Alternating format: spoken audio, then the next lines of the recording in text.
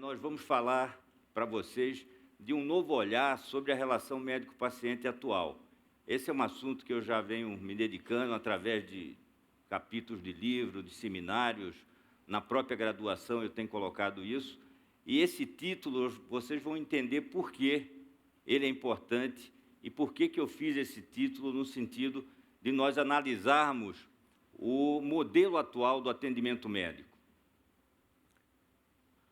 Vejam, nada melhor para se falar de alguma coisa que você traga isso para o mundo real. O mundo real seria, nesse caso, um paciente de 45 anos que procura atendimento médico com queixa de dor precordial, dor no tórax, sensação de desmaio, sudorese, quer dizer, um excesso de suor, sensação de vertigem. Isso vinha em surtos. E, em 6 meses, como vocês podem ver, ele procurou um gastroenterologista, um otorrinolaringologista, 2 oftalmologistas, 2 neurologistas, 5 clínicos gerais e 14 atendimentos de emergência. E ele falava para mim que, nesses atendimentos de emergência, ele geralmente procurava um hospital diferente daquele que ele tinha sido atendido. Por que isso? Porque ele achava que ele tinha alguma coisa e, na verdade, o que se falava para ele é que ele não tinha nada. Então, o famoso diagnóstico, você não tem nada. Esse paciente, cansado de ser atendido na nossa cidade, ele resolveu sair para um outro centro, e onde, infelizmente, foi submetido a um cateterismo cardíaco, que, mais uma vez, mostrou que ele não tinha nada, e o médico disse para ele que não adiantava ele procurar mais nada, porque ele não tinha doença. E imagine como esse paciente ficou.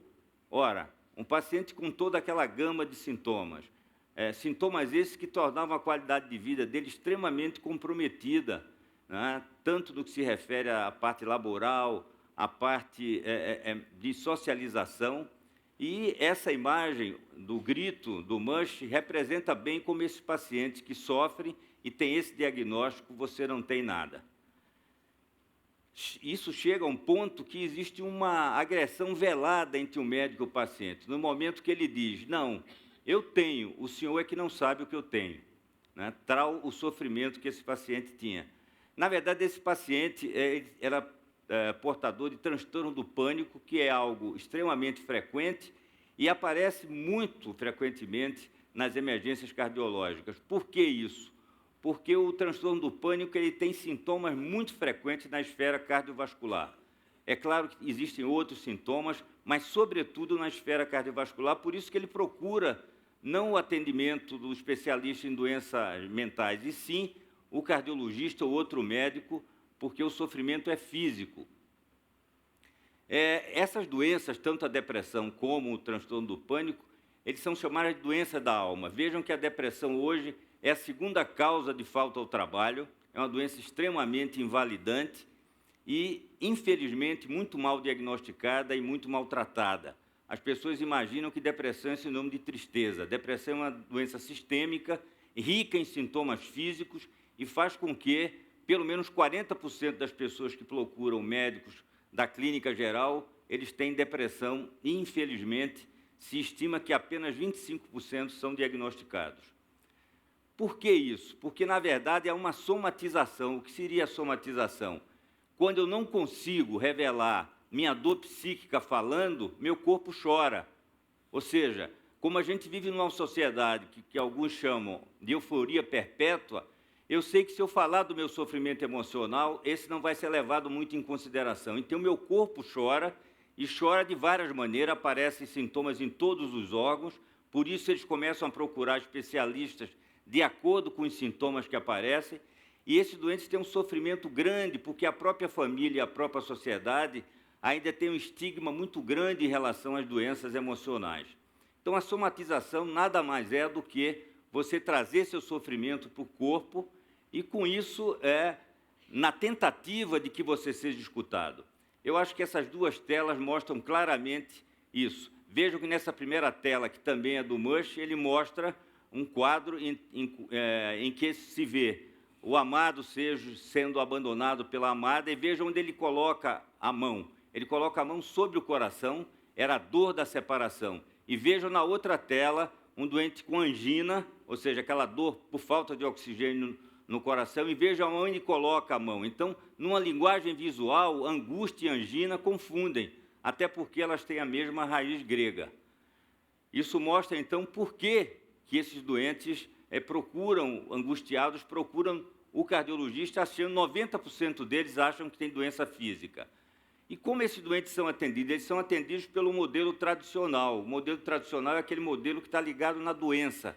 O modelo tradicional em que eu fui formado é aquele que vê a doença e não o paciente. É aquele que vê os exames. Há uma supervalorização das técnicas complementares e uma tendência a se utilizar um excesso de medicação. E, sobretudo, esse modelo negligencia a parte subjetiva. E a subjetividade de cada pessoa é o que torna ele único.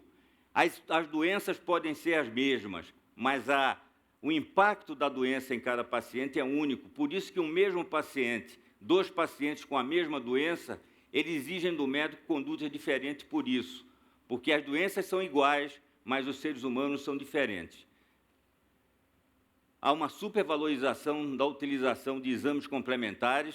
Alguns exames, por exemplo, como esse que o paciente fez, o cateterismo cardíaco, não são exames completamente isentos de risco. Então, se você utiliza esses exames em excesso, ao contrário, eles, além de não ajudar, eles podem atrapalhar, trazendo uma série de efeitos colaterais também. Um outro aspecto desse modelo é exatamente a supermedicação. É o que a gente chama hoje de overdiagnóstico e overmedicação, a medicalização dos sintomas. A maior prova que nós temos hoje, a chamada prevenção quaternária. O que seria a prevenção quaternária? Seria exatamente você trabalhar no sentido de tratar os efeitos colaterais produzidos pelas drogas, né? Com toda a indústria farmacêutica interessada no consumo de drogas, o próprio paciente é influenciado por isso, porque, na verdade, essa tecnolatria, esse verdadeiro endeusamento da tecnologia, não é só do médico. O paciente também acabou sendo convencido de que os exames vão resolver tudo. Então, há uma inversão de valores. O médico, que na verdade é o essencial, ele se tornou acessório, e o exame complementar, que era acessório, se tornou essencial. E esses doentes, né, que têm todos aqueles sintomas, peregrinam de médicos e médicos, chega um momento que ele pede socorro. E eu trouxe esse livrinho aí, vocês podem ver, quando eu estava num congresso na Espanha, esse livro diz exatamente isso. Quando o diagnóstico seria, usted não tem nada, ou seja, um mesmo médico espanhol, ele verificou que esses pacientes sofrem muito porque eles não são diagnosticados, porque não existe tomografia da alma, não existe ressonância da alma. Na verdade, esse diagnóstico é dado pela escuta do paciente. E, com isso, eles saem à procura de explicações que podem ser várias, e uma das mais comuns é o Dr. Google. Ele vai ao Dr. Google no sentido de esclarecer o que é que ele tem realmente de doença, já que ele está convencido de que ele tem doença. O médico é que não consegue diagnosticar. Nada contra o Dr. Google, mas nesse aspecto em particular, como os sintomas são muito inespecíficos, ele não consegue também esse esclarecimento. Então, nesse período, eu pensei, o que é que está havendo com tantos pacientes sofrendo sem diagnóstico, com tratamento inadequado? O problema é o modelo médico. Esse modelo que eu falei para vocês anteriormente, ele é um modelo que a relação é entre o médico e a doença, né? E quando eu tenho a relação do médico e a doença, eu parto do princípio que as doenças são iguais. As doenças podem ser a mesma, mas cada paciente é único. Ora, como eu posso respeitar a singularidade se eu quero tratar a doença como se ela fosse igual em qualquer ser humano? Então, na verdade, o paciente é único, irrepetível e, basicamente, a alma é inclonável. E a alma é exatamente que dá a singularidade desse paciente. Ou seja, o que é que nós estamos propondo? Vamos sair da medicina da doença, né, para a medicina da pessoa. Além disso, vejam, o ser humano comporta uma verdade paradoxal. Ao mesmo tempo que nós aqui somos semelhantes, nós somos extremamente diferentes. E é exatamente na percepção dessa diferença que eu vou agir para aquele doente mesmo tendo a mesma doença, diferentemente, porque em cada doente, a doença tem um impacto próprio para aquela pessoa. Eu não posso tratar as pessoas iguais por um algoritmo, por exemplo. A medicina, às vezes, eu sinto que ela aspira a ser uma ciência exata. Ela jamais será uma ciência exata. Ela nasceu da filosofia e ela é uma ciência que está muito mais próxima da ciência humana. A medicina da pessoa nada mais é do que ver o ser humano na sua totalidade, que é um resgate da medicina hipocratiana, que conseguia ver o ser humano dentro da sua totalidade. E a relação é entre médico e paciente, e não entre médico e a doença, ou muito menos entre o médico e o exame.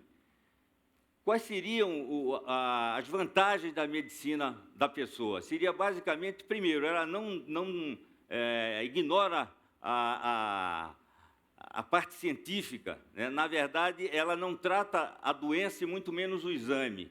Ela vê o doente como único e, sobretudo, ela traz uma possibilidade de gratificação emocional que não é só para o médico, é para o paciente, é o que eu chamo, no caso do médico, o salário espiritual. Esse aqui seria um exemplo, é um doente que se operou, né? Ele fez uma cirurgia de ponte safena, mas esse doente não conseguiu viver adequadamente depois da cirurgia, porque ele desenvolveu uma depressão que a gente chama de depressão de volta ao lar. 30% a 40% dos pacientes que fazem a cirurgia do coração, pelo simbolismo do coração, não existe nenhum órgão no ser humano que tenha maior simbolismo do coração. Muitas vezes o infarto do ego ele é muito maior do que o infarto do coração.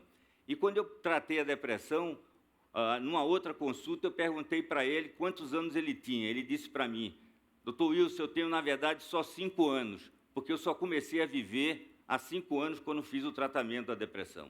Então, isso mostra que quando você faz a medicina da pessoa, na verdade, eu não me limito a tirar sintomas. O que eu quero é devolver vida. E, realmente, ouvir isso desse paciente foi um grande salário espiritual para mim, no sentido de que aquele doente voltou a viver. Veja, qual seria, então, um grande desafio da medicina da pessoa? Seria, primeiro, a formação médica. Infelizmente, no mundo inteiro, a formação ainda é a chamada formação naturalística, em que a relação é muito fragmentada em relação a cada órgão, como se cada órgão adoecesse independentemente. Então, o primeiro aspecto seria esse. Um aspecto fundamental, além da formação médica, seria a participação de todos vocês. Se vocês não participam como uma atitude cidadã, no sentido de dizer, essa não é a medicina que eu quero, eu não estou satisfeito com essa medicina. Há um trabalho recente, publicado no Lancet, que ele diz o seguinte: eles queriam saber entre os americanos, e vejam, não era entre os americanos todos, não era entre os negros e hispânicos, eram, sobretudo, descendentes de irlandeses, de nível universitário. Pasmem, apenas 18% dos americanos estão satisfeitos com esse tipo de atendimento, que é um atendimento extremamente tecnológico, e, em vez de existir um encontro médico-paciente, na maioria das vezes existe um desencontro médico-paciente. Então, vejam, o que eu queria deixar para vocês como mensagem: toda vez que vocês procurarem um médico, perguntem para ele: doutor, o senhor pode me ouvir? E eu espero que sempre essa resposta seja sim, porque se essa resposta for sim, significa que vocês vão ter um vínculo, e esse vínculo terapêutico, só esse encontro terapêutico, ele já traz um efeito ansiolítico. Você não pode entrar no médico e sair pior do que entrou. Ele está tendo, então, um efeito ansiogênico. Então, é fundamental que a gente entenda que a medicina, ela se baseia basicamente na ciência, na arte, na tecnologia e no humanismo. O que houve foi que nós tivemos uma obesidade tecnológica acompanhada de uma desnutrição humana. Então, competência técnica sem competência humana é extremamente perigoso, sobretudo quando nós estamos lidando com seres humanos vulneráveis. Todos nós regredimos na doença, e quando nós procuramos o médico, nós queremos além do técnico. Eu digo para os alunos na faculdade que a gente tem uma inflação de técnicos e uma deflação de médicos. Ou seja, encontrar aquele médico que olha para você e entende que ali tem um ser humano como ele. Afinal de contas, eu e vocês fomos feitos do mesmo barro. Eu estou como médico aqui, mas seguramente, num outro momento, eu estou como paciente. Então, se eu não tenho essa visão, eu não vou ter a compaixão em relação ao doente. Se eu tenho uma postura de PhDeus, como alguns têm, né, ou assistente de Deus, essa relação não vai se dar, porque esse indivíduo acha que ele é superior ao cliente. Já é uma relação assimétrica. De um lado eu tenho, né, a saúde e o suposto saber. Do outro lado eu tenho a doença e o não saber. Se você não consegue tornar essa relação mais simétrica, é evidente que essa relação médico-paciente será fraturada. Então, eu peço para vocês que me ajudem nessa revolução silenciosa, porque é uma revolução difícil, são poucos os médicos que realmente estão incomodados com esse modelo. Nós somos, inclusive, apelidados de conspiradores, no sentido de que nós achamos que não entra um coração no meu consultório, não entra um fígado, entra uma pessoa com uma biografia única e que requer de nós uma relação singular.